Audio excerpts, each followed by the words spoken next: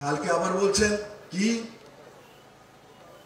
ত্রিপুরাতে সন্তান বিক্রি হচ্ছে। কার সন্তান মানিক বাবু?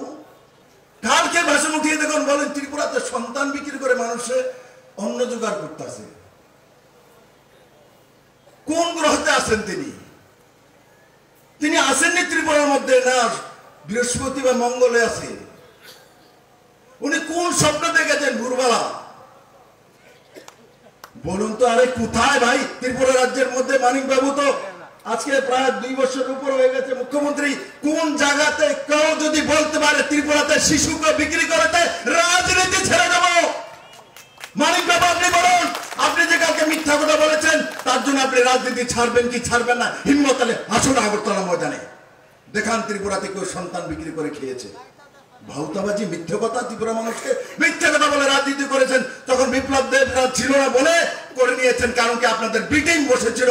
এরা কংগ্রেসের নামধারী নেতা হয়ে আপনাদেরকে সাহায্য করতো। আমরা যদি 10 বছর আগে আমি আর মানিক বাবু, রাজীব বাবু দাঁড়াতাম, জামানত জব্দ করে 10 বছর আগে আপনাদের বিদায় করে দিতাম। আসুন না সামনে, ধরুন ইলেকশন, দেখি দম কদ্দুর আছে মিথ্যা কথা বলা। আজকে সোশ্যাল জামানার, গুগলের জামানা, ইন্টারনেটের জামানা, ইউটিউবের জামানা, আর্টিফিশিয়াল ইন্টেলিজেন্সের জামানা। কোথায় আছেন? কি বলেন? আগের যে বান্দাদরি 30 বছর আগে মিথ্যে কথাটা শিখেছিল, এখন ভুলে যায় যে আজকে তো ইন্টারনেটের জামানা। আমি মিথ্যে কথা বললে 1 সেকেন্ডে প্রুফ করে দেবে।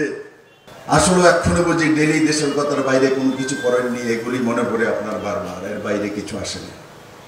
আপনারা যান ঘরে ঘরে বলুন এদের কুকীর্তির কাহিনী। ত্রিপুরাতে যত রেপ হয়েছে, যত দাঙ্গা হয়েছে, যত মানুষকে মেরেছে, যত মারপিট হয়েছে, সবকিছু কংগ্রেস সিপিএম এর কারণে হয়েছে।